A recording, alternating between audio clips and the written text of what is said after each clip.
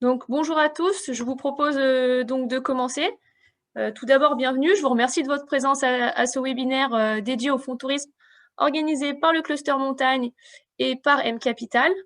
Donc, je vois que quelques participants émanent des invitations de M Capital, donc je vais me permettre de faire une brève présentation sur le Cluster Montagne. Donc, le Cluster Montagne, c'est une association qui a été créée en 2012. Elle a une vocation nationale. Elle compte aujourd'hui 235 membres.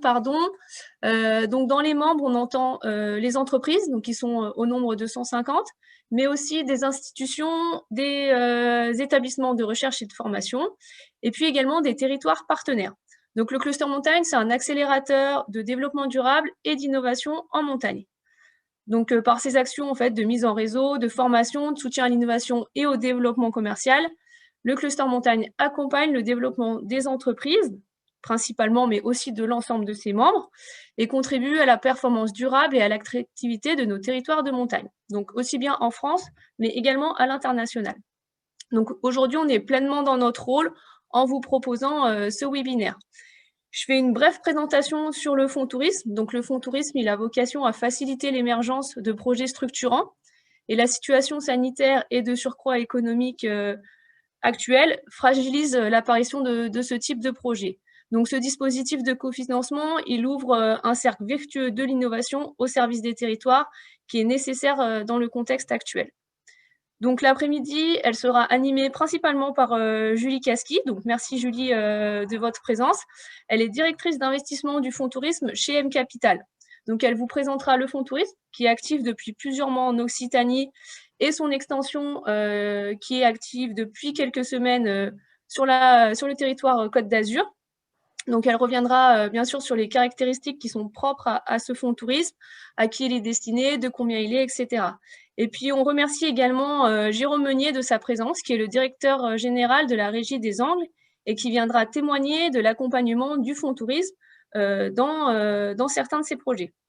Donc, je vous rappelle les règles de bon déroulement d'un webinaire, donc qui sont les règles suivantes. Bien couper vos micros, vos caméras lorsque vous n'intervenez pas, de vous renommer si vous le souhaitez.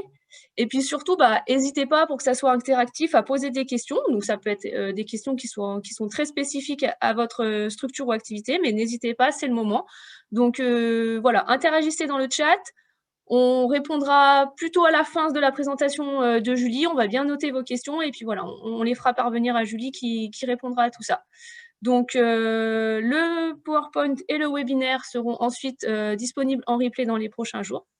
Donc voilà, je vous remercie et puis je laisse la parole à Julie.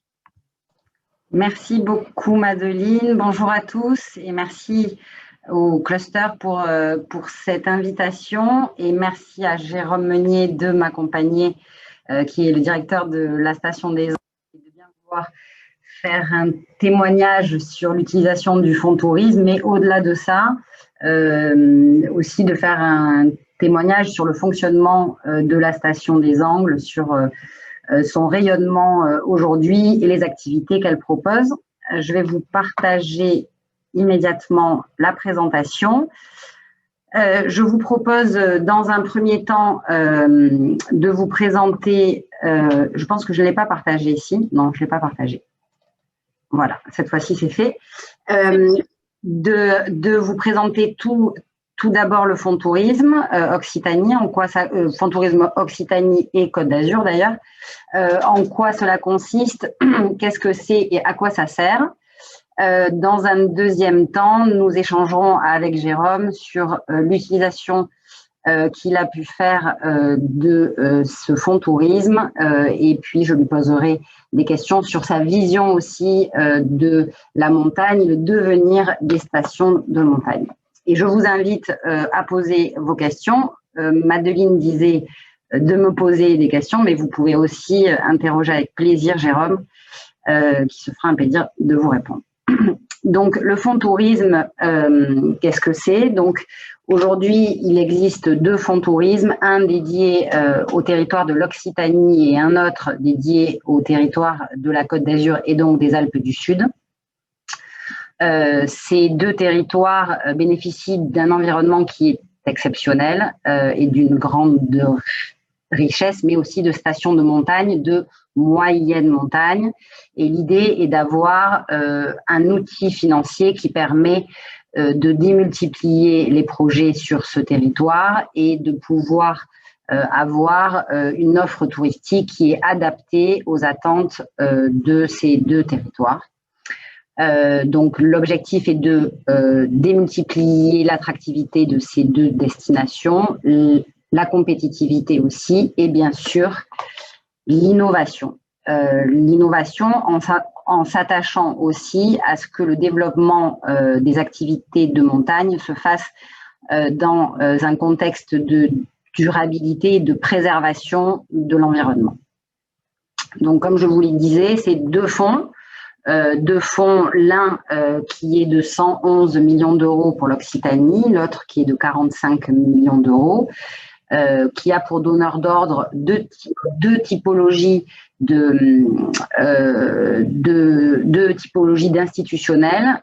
Pour l'Occitanie, c'est la région, la Banque européenne d'investissement et les 5 caisses régionales du crédit agricole qu'il y a sur le territoire.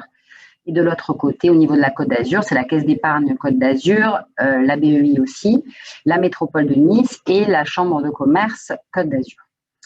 Il s'agit de fonds de prêt qui est déployé par M-Capital. M-Capital qui est une société de gestion que je vais vous présenter dans un deuxième temps. Et ce sont des prêts qui sont dédiés aux entreprises privées, mais aussi publiques et parapubliques. C'est assez innovant comme concept d'avoir un fonds de dette qui s'adresse aussi bien à des cibles privées que publiques.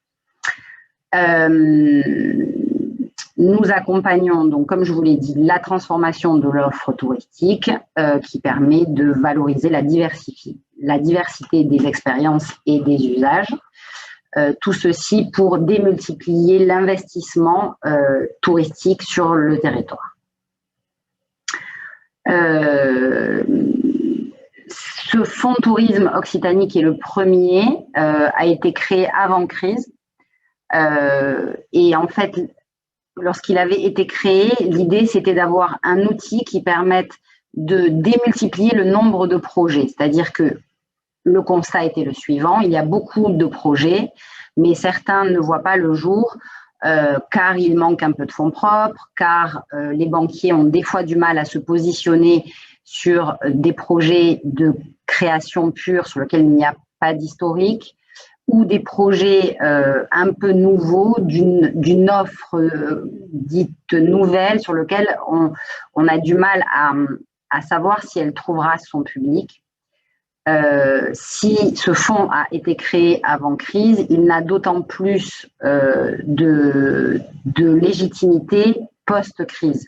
Bien évidemment, les banquiers, dans le contexte actuel, sont en train de revoir leur position sur certains plans de financement et de demander aux acteurs du tourisme d'investir plus en fonds propres pour que l'endettement soit acceptable. Dans ce contexte-là, nous avons encore plus besoin d'un outil qui ne soit pas de la dette bancaire, qui ne soit pas du fonds propre, mais qui vienne bien entre de l'equity, donc du fonds propre et de la dette bancaire pour déboucler les plans de financement. L'objectif aujourd'hui, donc, c'est via ce fonds tourisme Occitanie et ce fonds tourisme Côte d'Azur de financer 30 dossiers par an. Donc, étant donné que nous avons 4 ans pour les déployer, ça fera environ 120 dossiers et nous pouvons mettre des tickets d'intervention jusqu'à 4 millions d'euros. Nous adressons plusieurs problématiques et plusieurs secteurs dans le tourisme. C'est le tourisme dans sa définition la plus large possible. Nous adressons la montagne, c'est pour ça que nous sommes là, mais pas que. Nous adressons le culturel, l'hôtellerie de plein air. Nous adressons pour le territoire de la Côte d'Azur, par exemple, la parfumerie, le nautisme, le tourisme d'affaires, le no-tourisme. Donc, vous voyez que ce sont vraiment tous les secteurs liés au tourisme de près ou de loin qui peuvent être intéressés par notre outil que nous pouvons adresser. en ce compris le thermalisme qui est très souvent lié et corrélé aux activités de montagne. Si nous rentrons dans les aspects plus techniques de cet outil, donc comme je vous l'ai dit, la cible est privée, publique ou parapublique. Quand je dis public ou parapublic, j'entends aussi bien les collectivités que les SEM ou SPL ou autres satellites qui seraient autour des collectivités locales. C'est-à-dire que dans le cadre d'une station de montagne, nous ne faisons pas de racisme, dirons-nous, sur le mode de gestion de la station. Nous pouvons intervenir aussi bien lorsque la station est gérée en DSP ou en régie, par exemple. Il n'y a aucun frein à notre intervention. Lorsque nous intervenons sur le secteur privé, nous nous adressons plus particulièrement à la PME. Nous n'avons pas vocation à financer particulièrement des grands groupes ou des très grosses structures. L'idée vraiment, c'est de pouvoir intervenir sur de la PME et vous voyez la définition qui s'affiche par devers vous. Nos tickets d'intervention vont de 200 000 à 4 millions d'euros et nous avons un spectre très large d'intervention. Nous pouvons faire du prêt amortissable, du prêt in fine, du prêt participatif, de l'obligation simple ou de l'obligation convertible. Je ne vais pas vous faire un cours financier, ce n'est pas l'objectif de ce webinaire, mais tout ça pour dire que nous sommes très, très flexibles et que nous avons plusieurs cordes à notre arc.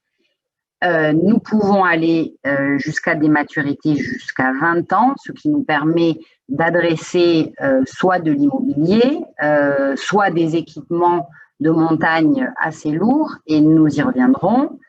Et nous avons aussi une période d'investissement de 4 ans, ça je vous l'ai déjà dit, donc pour l'Occitanie qui court jusqu'en novembre 2023 et pour les Alpes du Sud jusqu'en novembre 2024.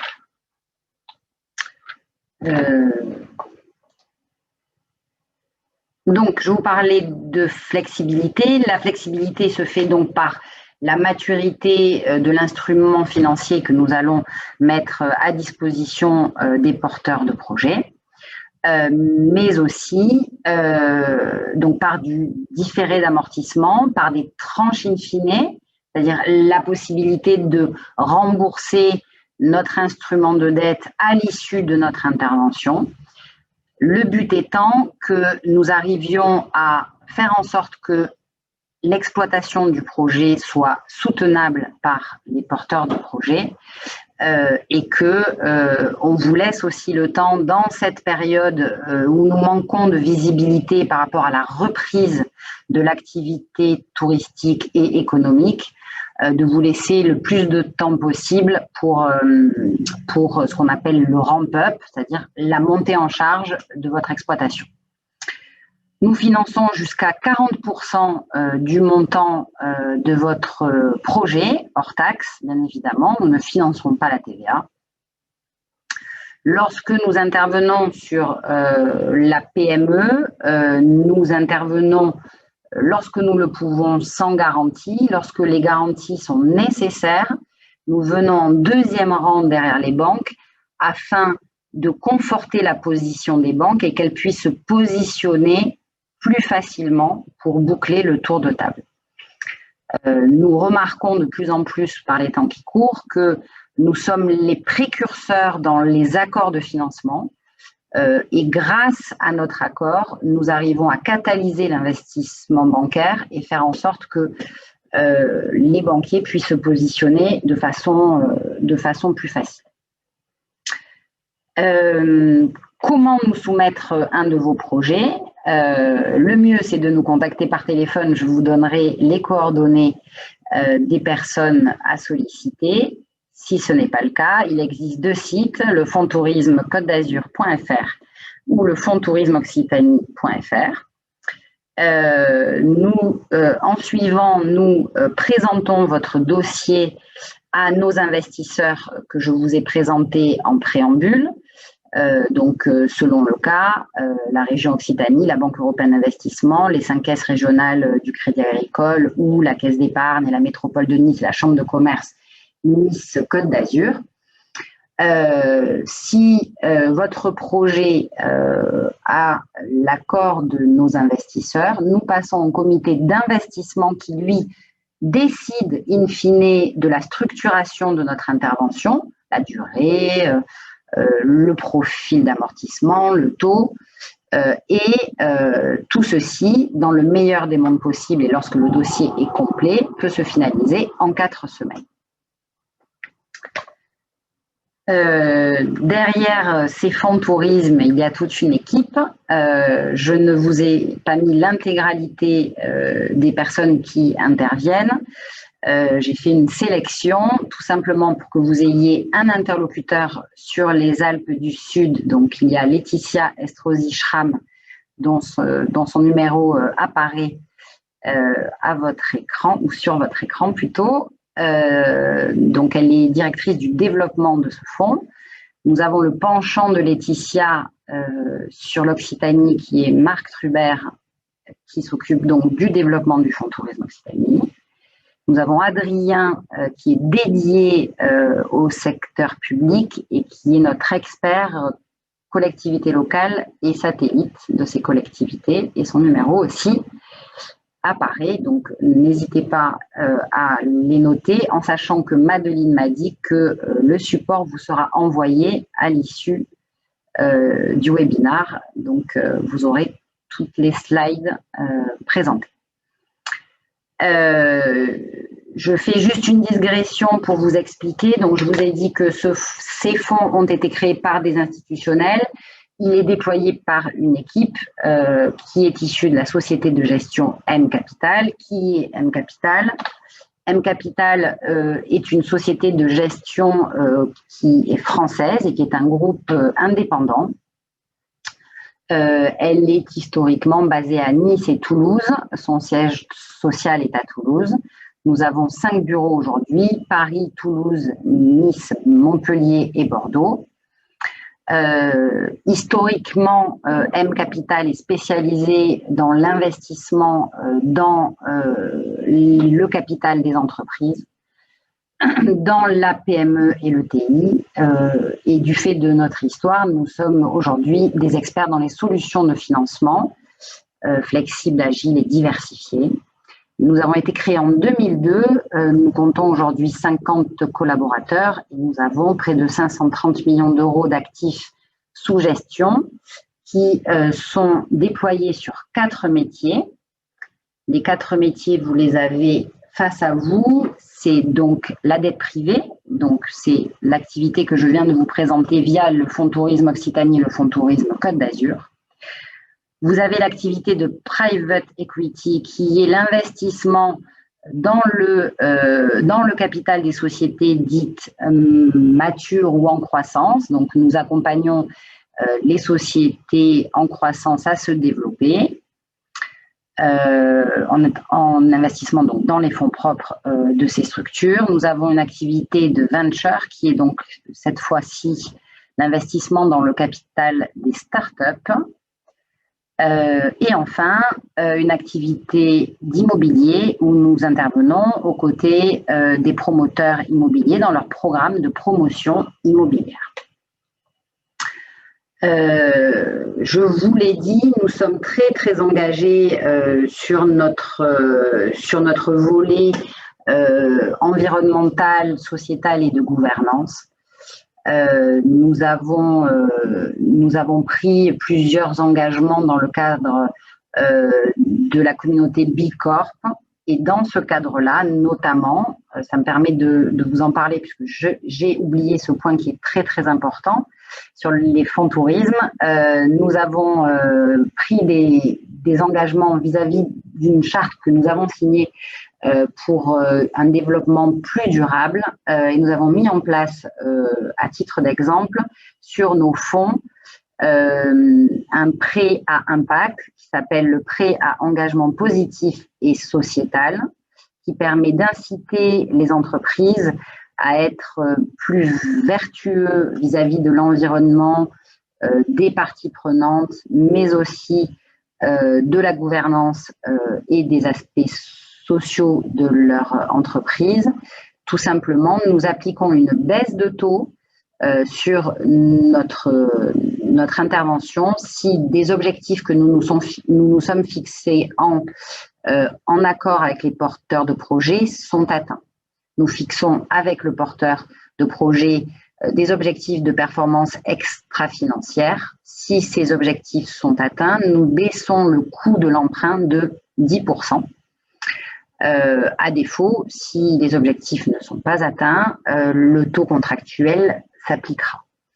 C'est un produit qui est assez innovant et dès le mois d'avril, tous nos financements sur les acteurs privés bénéficieront de ce produit-là qui, je suis sûre, permettra de développer un tourisme plus durable sur tous les pans de ces engagements-là que je viens de vous expliquer. Nous pouvons passer aux exemples puisque, comme le dit l'adage, il vaut mieux quelques exemples qu'une mauvaise explication. Nous avons déjà financé plusieurs projets puisque le Fonds Tourisme Occitanie existe depuis novembre 2019. Vous en voyez 3 exemples face à vous. Je vais commencer par celui de droite. Donc, nous avons accompagné la station de Péragude sur l'aménagement d'une piste ludique, une piste qui sert aussi bien été comme hiver pour le ski et l'été pour le VTT. C'était un budget de 1 114 000 € et nous sommes intervenus sous forme de prêt auprès de la SPL Péragude à hauteur de 400 000 € en complément des apports, de subventions et du financement bancaire. Pour vous donner un exemple de projet privé que nous avons financé la réhabilitation de l'hôtel du cirque de Gavarnie. Donc, c'est un hôtel qui est au pied de ce site classé au mondial de l'UNESCO. C'est un vieil hôtel dont le bâtiment existait mais n'était plus exploité par les propriétaires depuis de nombreuses années. Ils utilisaient simplement le rez-de-chaussée pour du snack et des rafraîchissements. Grâce au Fonds Tourisme Occitanie et l'intervention d'une banque en complément, nous avons pu refaire vivre ce site, ou nous pourrons refaire vivre ce site puisqu'il est en plein travaux et il ouvrira ses portes en principe à l'été 2021. Donc un budget de 1 360 000 € et nous sommes intervenus à hauteur de 435 000 €. Ce sera un hôtel de 8 chambres, plutôt haut de gamme, et qui est très engagé sur le plan environnemental compte tenu du site qui est classé. Il n'est possible d'accéder à cet hôtel que par randonnée, ce qui est assez original et attire d'ailleurs beaucoup la clientèle. Le dernier exemple, mais non des moindres, nous avons financé la station des Angles, ce qui me fait une transition parfaite pour accueillir donc Jérôme. Jérôme, est-ce que ton micro, je ne crois pas. Bonjour à tous. Bonjour. Avant qu'on parle de ce projet, j'aurais souhaité que tu nous parles de la station des Angles, sa situation, son domaine skiable, voilà, que tu nous en dises un peu plus sur la station. Écoutez, c'est très gentil. Bonjour à tous. Je vais essayer humblement de vous présenter la station et d'évoquer les sujets que tu nous as proposés. Tout d'abord, je voudrais remercier Julie de m'avoir invité et d'être vous donner un petit peu ce que nous avons vécu parce que c'était très positif. Tout d'abord, la station des Angles, je pense que parmi vous, il y en a déjà quelques-uns qui la connaissent. Aujourd'hui, on est situé dans le triangle entre Barcelone, Toulouse, Montpellier. au niveau des Pyrénées-Orientales. On a la chance d'être sur une station qui est à 1600 mètres d'altitude. Donc pour tous les professionnels de la montagne, ça parle, avec déjà 70% de notre domaine skiable enneigé artificiellement, avec un bassin de clientèle qui est quand même très intéressant parce que de Montpellier jusqu'à Barcelone, on a quasiment 8 millions d'habitants qui sont dans un rayon de 2 heures et demie de trajet. Donc on a cette chance-là.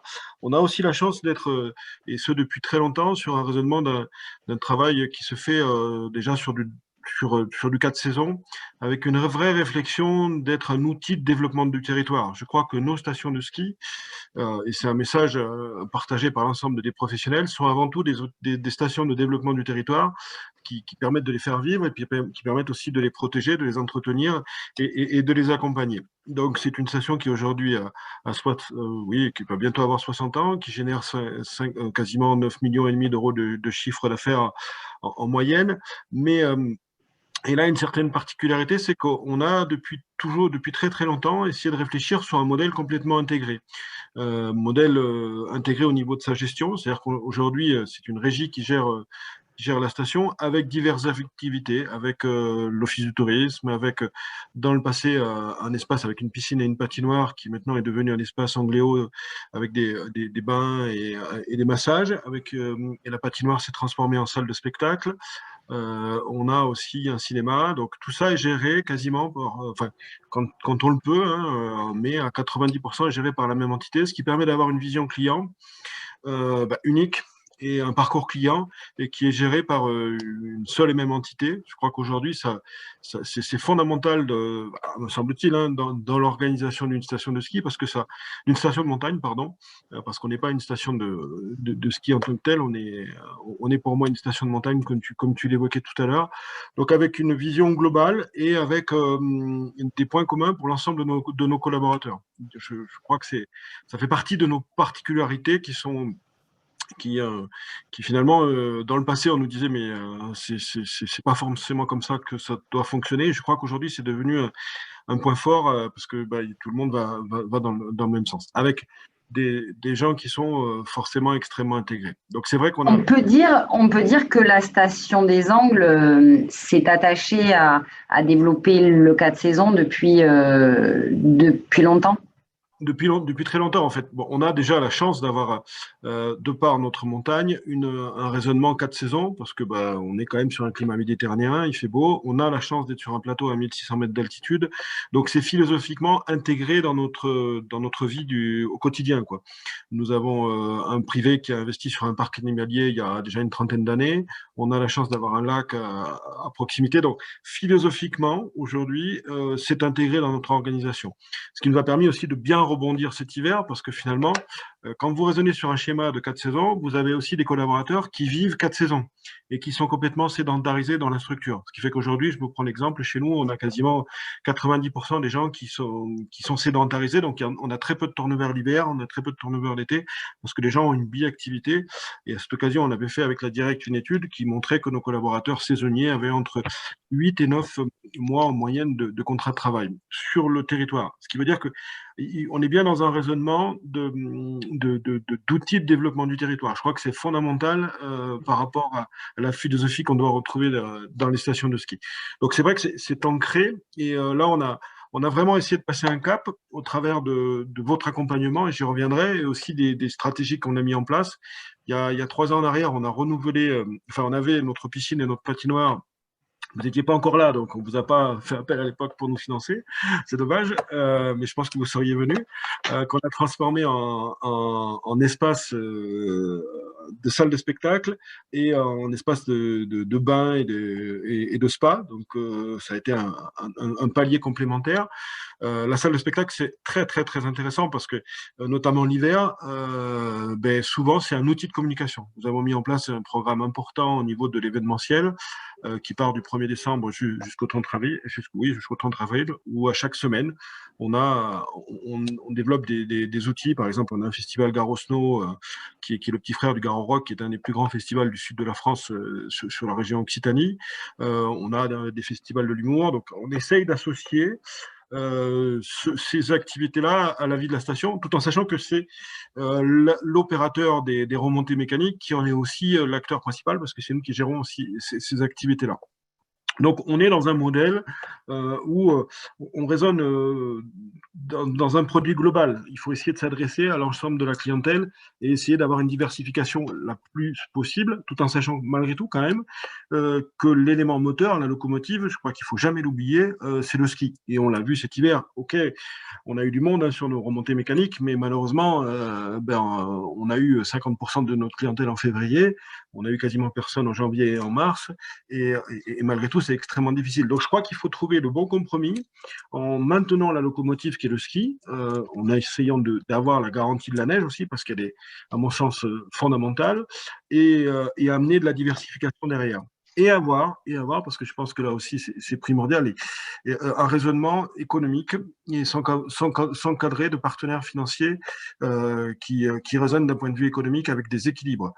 Alors, notre défaut historique, c'est que nous sommes les Pyrénées-Orientales faisaient partie à l'époque de la région Languedoc-Roussillon, et par définition, la région Languedoc-Roussillon était beaucoup plus tournée vers la mer que vers la montagne, parce qu'on est très peu, en fait, on n'est que 10 000 habitants dans un tout petit périmètre. Donc, on a pour eu habitude de se débrouiller. On n'a jamais eu d'accompagnement financier dans nos projets.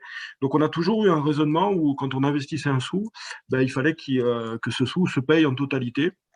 Et je pense que cette donne économique, elle est fondamentale. Et c'est là où on rejoint le travail, votre équipe, parce que un petit peu quand on fait comment on a été amené à travailler ensemble, c'est que nous avons donc investi sur cet espace Angléo.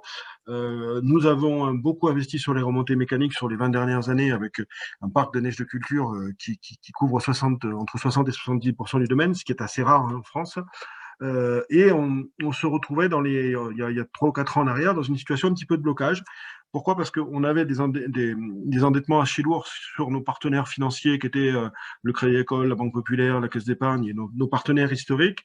Et ils nous disaient, écoutez les gars, là aujourd'hui, vos modèles économiques sont bons, mais du fait de votre endettement qui est lourd, on ne va pas passer le cap au-dessus vers vos nouveaux projets. Et je trouve que l'initiative de la région Occitanie, au travers de M Capital, a été extrêmement positive pour nous parce que la région Occitanie a dit aussi, a donné un message fort en disant, écoutez, vous êtes des stations de ski, vous êtes des entreprises, donc vous devez vous comporter comme des entreprises. Donc on va vous mettre un outil pour venir accompagner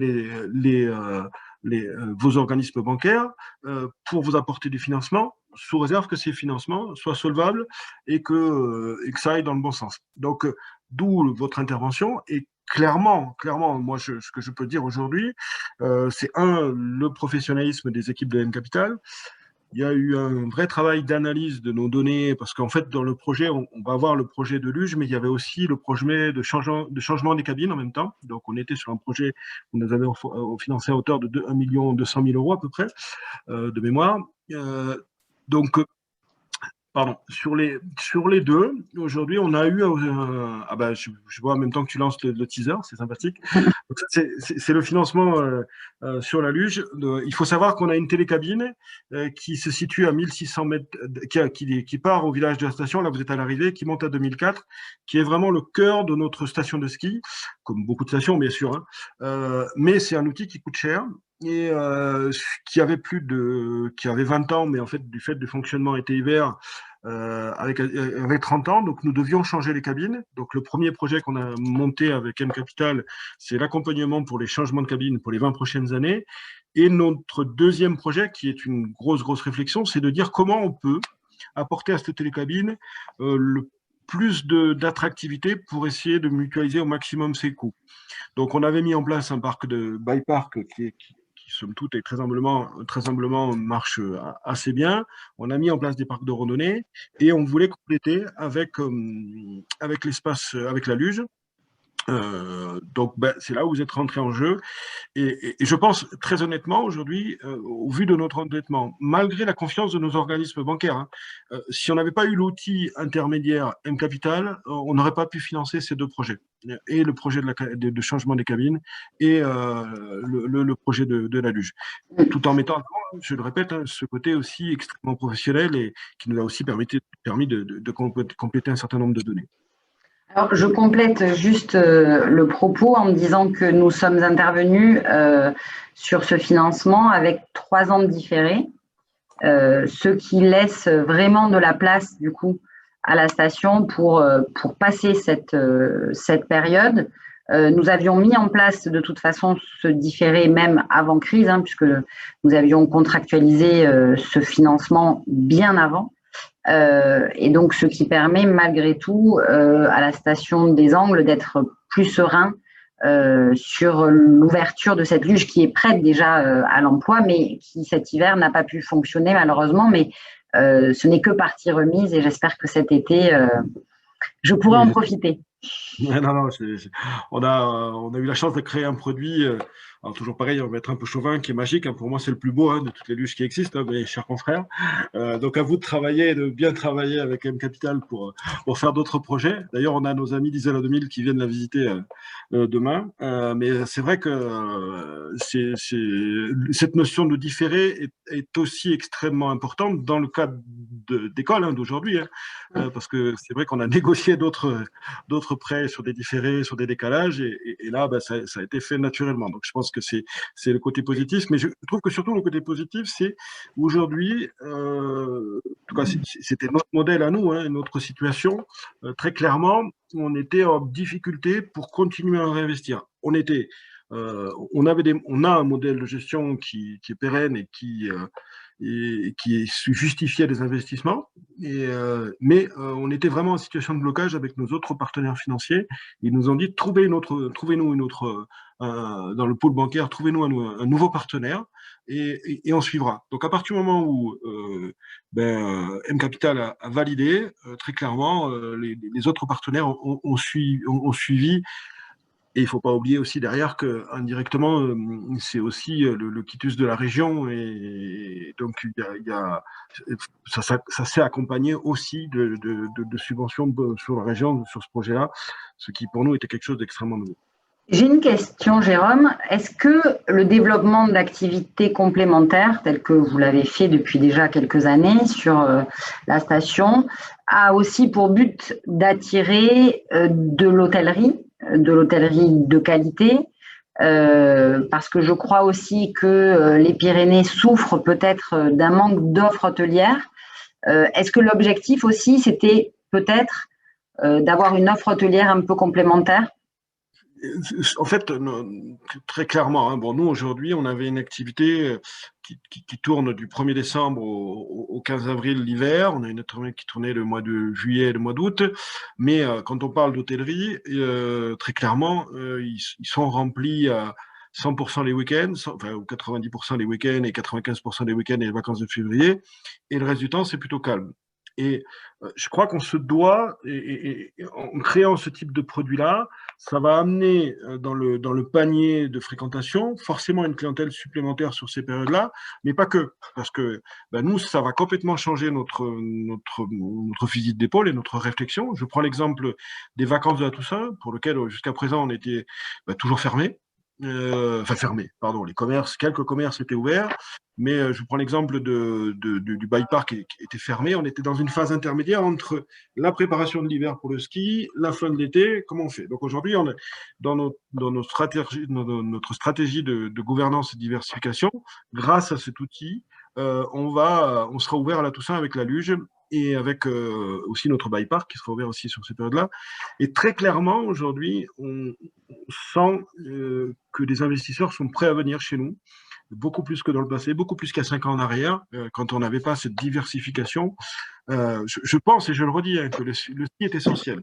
Le ski, pour moi, sur les 20 prochaines années, on peut dire ce qu'on veut, hein, mais à un moment donné, ce qui fait de la masse, ce qui fait que les clients arrivent, c'est le ski. Mais aujourd'hui, on a besoin d'autres activités, des activités complémentaires pour pouvoir à la fois garantir les hivers difficiles, hein, parce que malgré tout, on est en capacité d'avoir des hivers difficiles, on en a déjà eu dans le passé, et permettre des investissements aussi complémentaires sur de l'hôtellerie, sur des résidences. Donc, c'est un phénomène qu'on voit aujourd'hui. clairement, quand des investisseurs arrivent chez nous et qu'on leur explique qu'il y a un parc animalier, qu'il y a un bike-park, que ce bike-park il est ouvert à la Toussaint et à Noël, qu'il y a une luge, qu'il y a un espace aqualudique, que cet espace aqualudique est ouvert 11 mois sur 12, qu'on a une salle de spectacle avec laquelle on fait de l'événementiel de façon très régulière, ben, il y a une vraie poussée, que ce soit sur des investissements particuliers, mais aussi sur des investissements privés.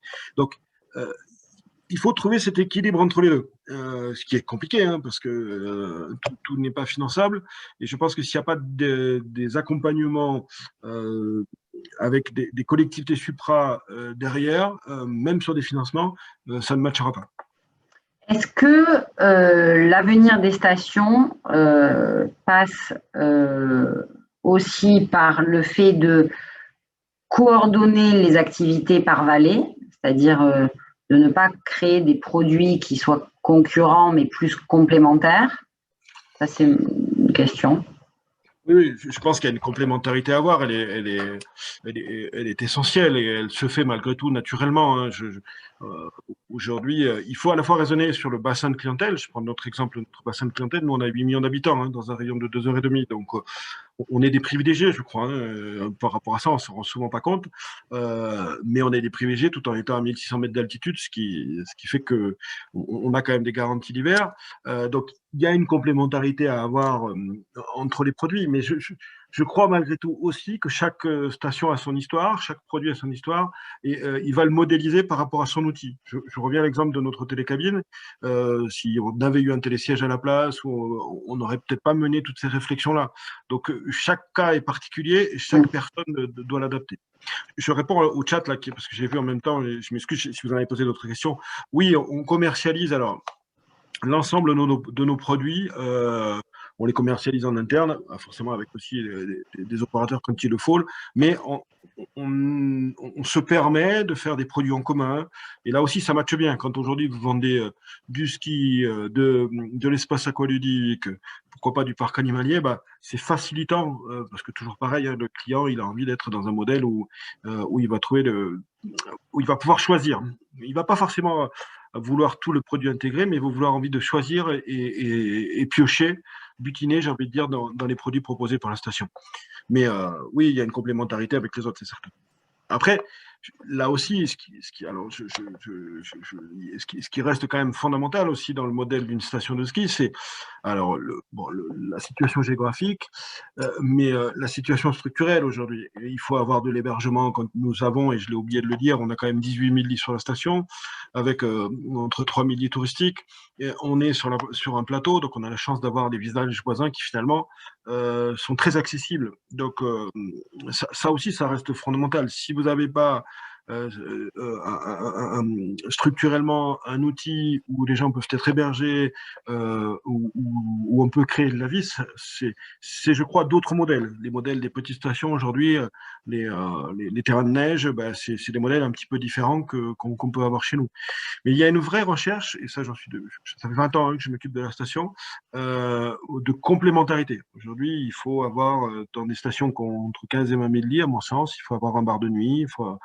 En l'occurrence, par exemple, nous, on a 2 bars de nuit, on a un bowling aussi, j'ai oublié de vous le dire. Il faut avoir de la complémentarité entre la notion familiale et la notion aussi festive, parce que quand on vient au ski, on vient aussi pour faire. Il y a des gens qui viennent pour faire du ski, mais aussi pour faire la fête, quoi. Donc, mais on peut faire les deux aussi, hein. Voilà. D'ailleurs, oui, faire la fête. on aime ça. Donc, voilà. Après, on a aussi une chance, nous, c'est vrai aussi, c'est qu'on est sur une station village, c'est-à-dire que les pistes arrivent dans les stations. Pour ceux qui ne connaissent pas, c'est aussi de nos atouts. Très bien.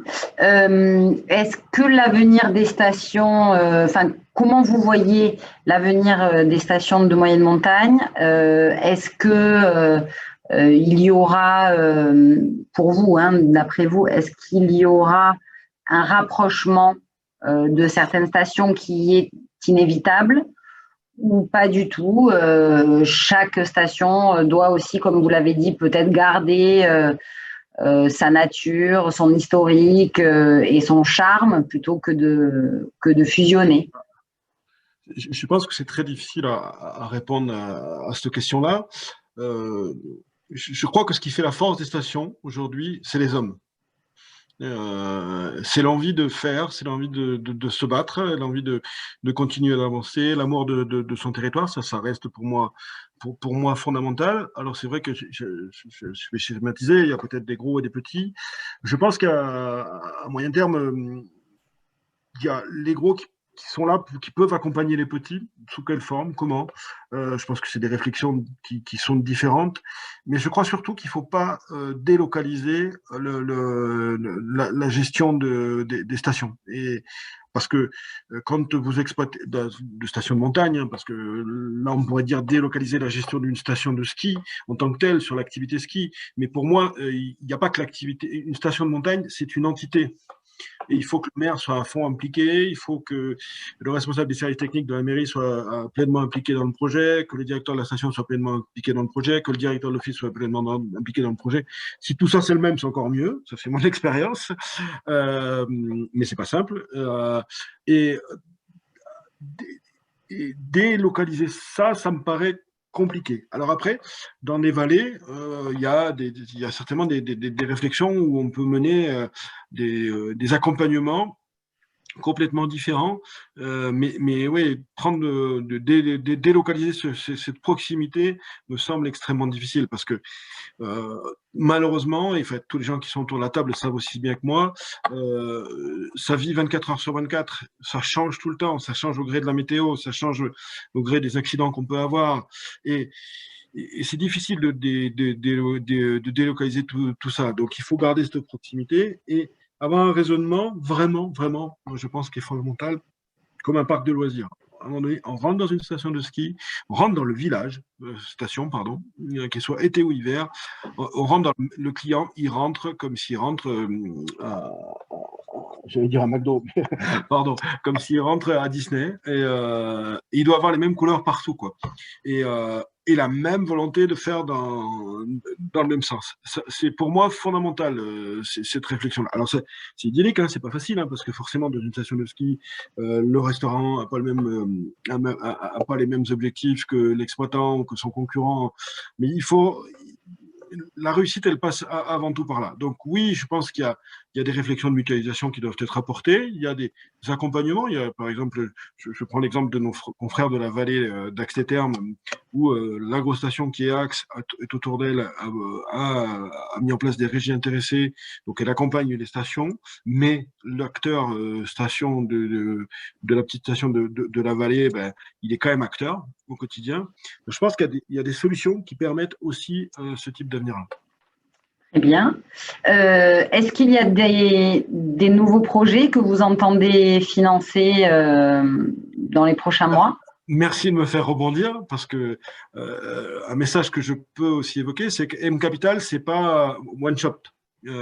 Aujourd'hui, on a des projets sur la station pour essayer d'améliorer le côté qualitatif, d'améliorer le maximum possible la circulation urbaine avec des voies piétonnes, avec des zones de parking souterrain.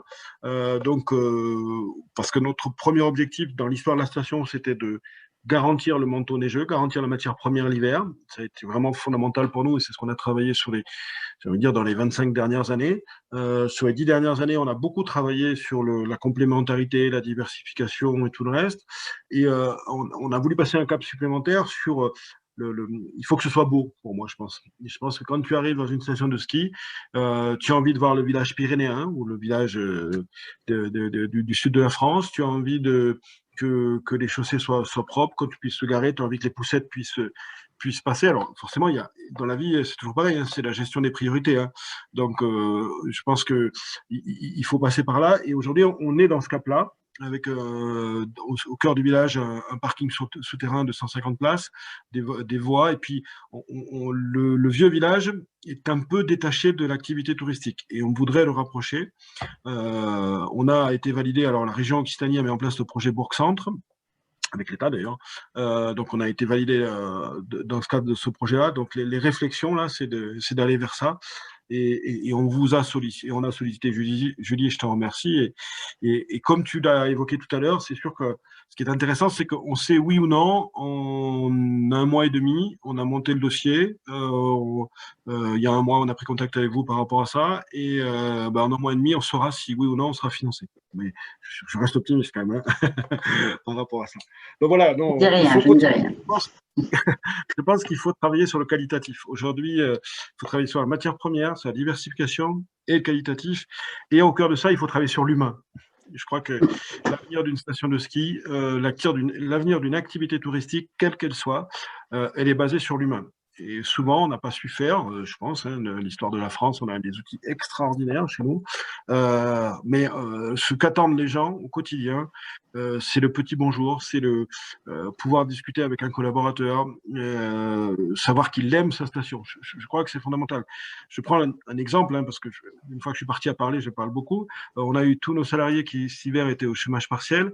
J'ai souhaité, on a essayé mettre en place pendant les périodes de chômage partiel des périodes de rencontres où on a utilisé le chômage partiel pour former les gens.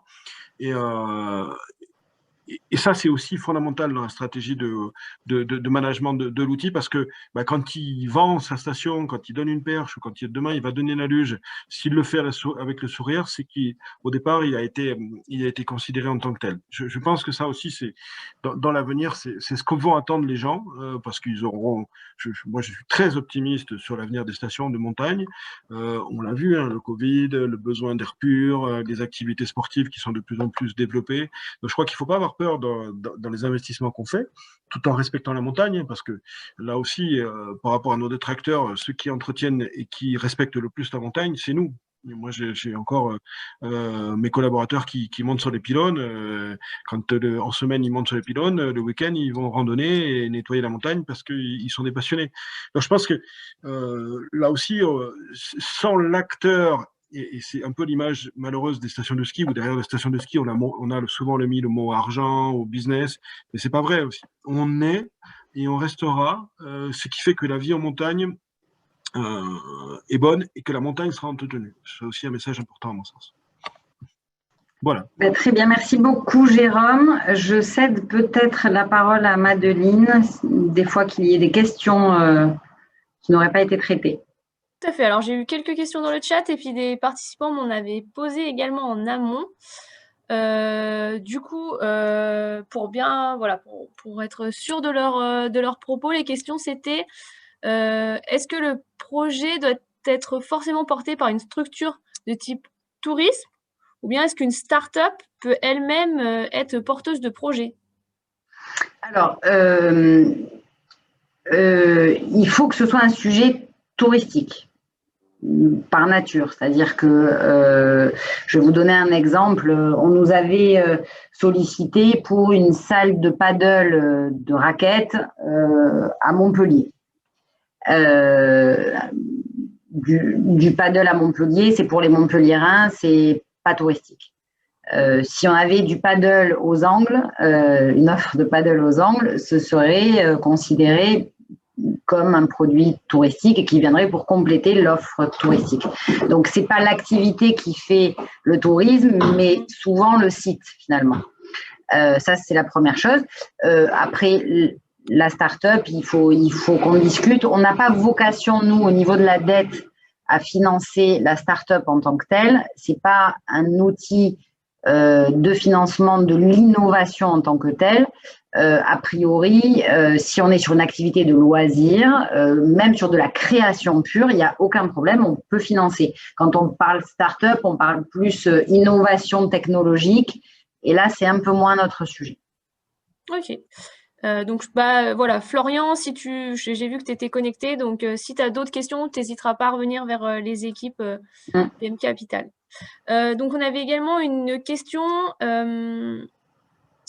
sur est-ce que le territoire qui doit accueillir le projet est forcément du coup l'Occitanie ou Côte d'Azur, mais le siège social de l'entité peut être ailleurs.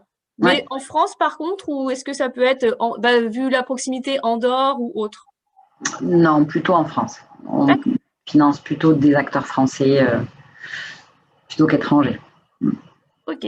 Mais effectivement, le projet, ce qui nous motive, c'est le projet. Où est-ce que se situe le projet? D'accord. Frédéric avait également une question. Financez-vous également les entrepreneurs en reconversion sur des projets nouveaux type d'hôtellerie insolite? Complètement. Complètement, on en a déjà financé d'ailleurs. Mais l'idée, ce qui est assez important pour nous malgré tout, même si c'est de la reconversion professionnelle, il faut qu'il y ait malgré tout, et on se rend compte que c'est nécessaire, une expérience préalable dans le tourisme.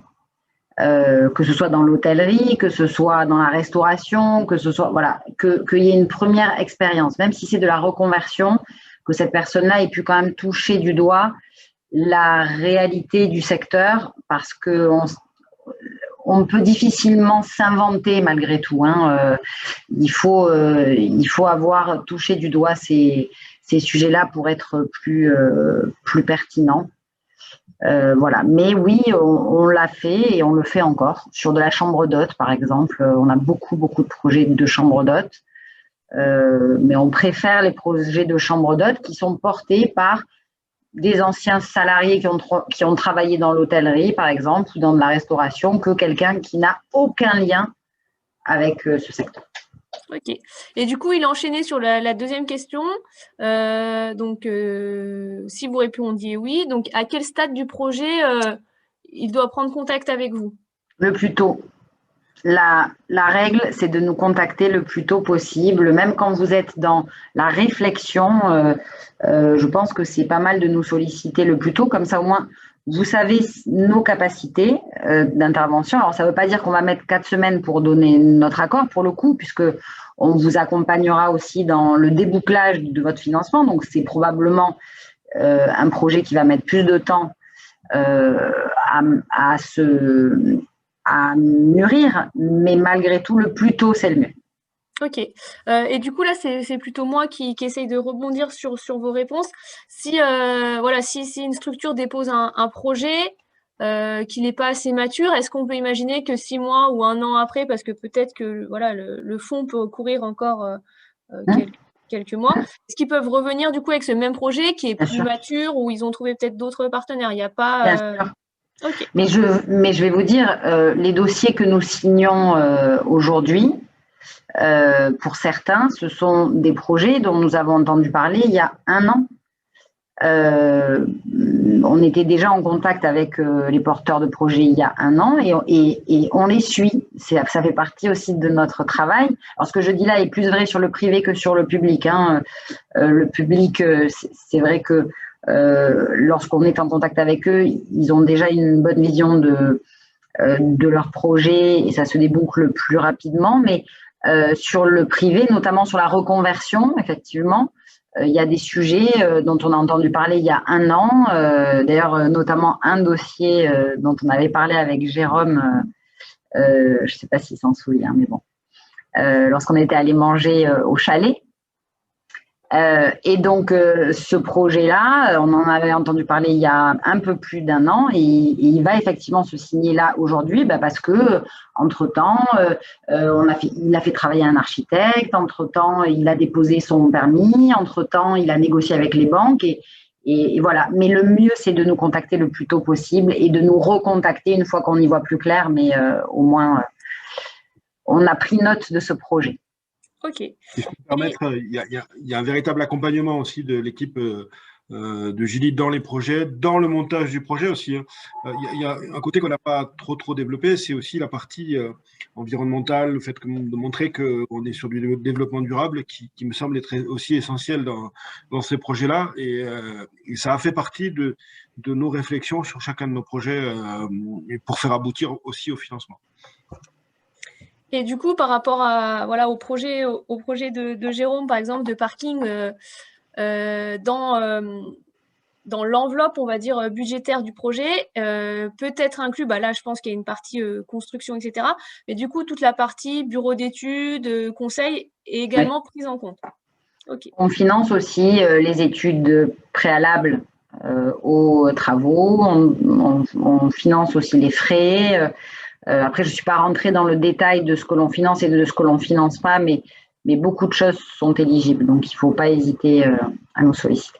D'accord. Et c'est environ combien de dossiers par an qui sont acceptés? C'est 30 dossiers par an. Donc, ça fait 120 dossiers à l'issue de notre déploiement. Voilà.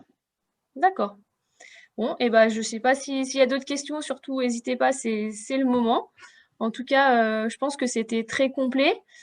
Comme on l'a pu le dire en début de webinaire, donc la présentation et le webinaire donc est enregistré, donc ils seront disponibles dans les prochains jours. On vous fera parvenir tout ça par mail. Et puis, du coup, si vous avez des questions assez spécifiques, dans le PowerPoint, vous avez les coordonnées des équipes d'M Capital, donc n'hésitez pas à revenir vers eux. Et puis, voilà, n'hésitez pas à revenir vers le cluster montagne. Pour les territoires, voilà, faites appel au cluster montagne. Il promeut les savoir-faire des entreprises françaises, donc ce sont eux qu'il faut aller chercher. Donc voilà, je ne sais pas si Jérôme et vous aviez un mot pour la fin.